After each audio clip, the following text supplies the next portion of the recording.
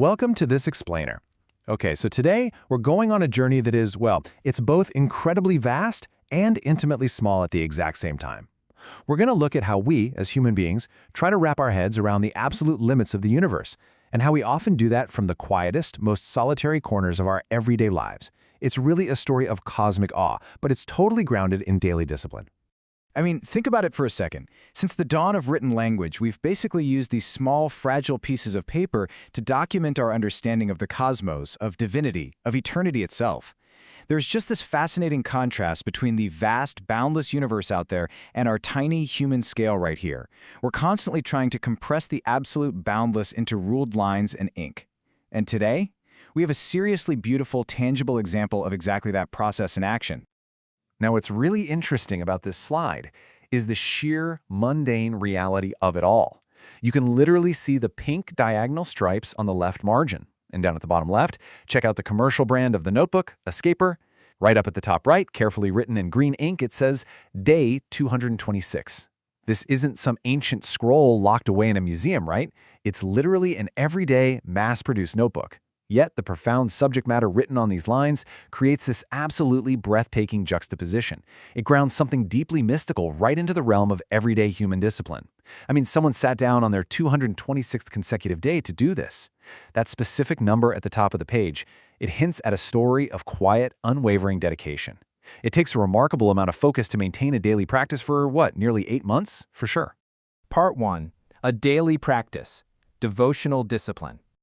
So, right near the top, carefully written in red ink and bracketed by these double vertical lines, we see the words Gita Dainik Hindi Anuvad, which translates to Gita Daily Hindi Translation.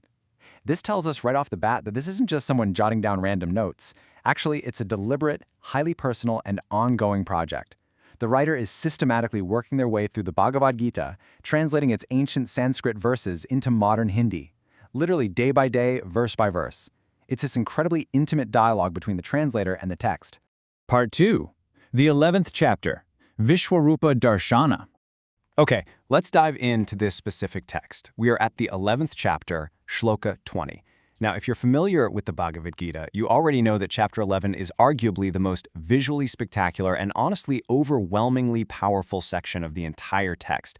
It's renowned for the Vishwarupa Darshana, which is the moment the warrior Arjuna is granted divine vision and sees the ultimate, infinite, and frankly terrifying cosmic form of the divine.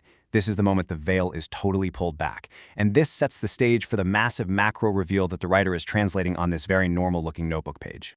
Part 3. Filling the universe. A cosmic expansion.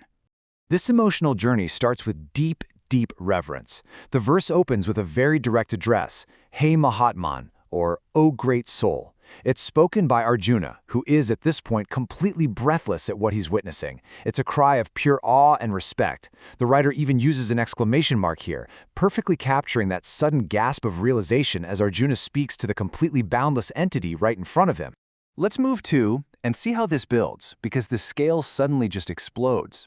The translation reads, "The entire space between heaven and earth and all the directions are filled by you alone." Just imagine sitting at a desk, looking at a notebook, and writing those exact words. You're suddenly zooming out from a 6 by 9 inch piece of paper to the absolute vastness of the cosmos. Up, down, north, south, east, west, every single millimeter of the void between the earth and the heavens is suddenly occupied by this immense presence.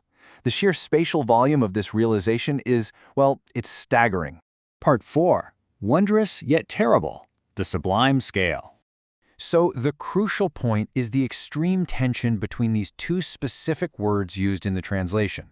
On one hand, Arjuna describes the form as alokik, which means supernatural, wondrous, completely out of this world. It's something so magnificent it defies human logic altogether. But right next to it, he uses the word bhayanka, terrible, terrifying, frightening. This is essentially the textbook definition of the sublime, a beauty in a scale so massive that it actually evokes deep fear. It's kind of like staring into a massive hurricane or the crushing pitch-black depths of the ocean. It's absolutely glorious, and at the same time, it is entirely lethal to our sense of self. And that sublime terror, it totally culminates in the final part of the shloka. The writer translates, "In seeing this wondrous and terrible form of yours, the 3 worlds are trembling with distress." Wow. It's not just Arjuna who is scared here. The immense, chaotic reality of this cosmic revelation is so completely overpowering that the very foundations of reality itself are shaking. The specific word used for distress implies a really deep, agonizing turmoil. And this brilliantly illustrates the absolute, inescapable scale of this dread. When the text mentions the three worlds, Tino Lok, it literally means everything that exists: the physical universe we inhabit, the celestial heavens above, and the spiritual or lower realms. The whole shebang. Everything is trembling. There's literally nowhere to hide from this infinite presence. The writer, sitting alone in their room on day 226, has just channeled the trembling of the entire cosmos right onto the ruled lines of their notebook. Part 5. Seeking Peace. Grounding Mantras. So, how do you close the notebook and just go back to your day after that? Well, you ground yourself. At the very bottom of the handwritten page, right after the heavy cosmic dread of Shloka 20, the writer has penned these repeated mantras: Om Jai Shri Radhe Krishnan Ji, Om Jai Shri Radhe Krishnan Ji, Om Jai Shri Jagannath Ji, Om Jai Shri Radhe Krishnan Ji. These are super familiar, comforting invocations of the divine, but in a much more personal, approachable form. It has this rhythmic, calming cadence. It's almost like a protective seal at the end of the page.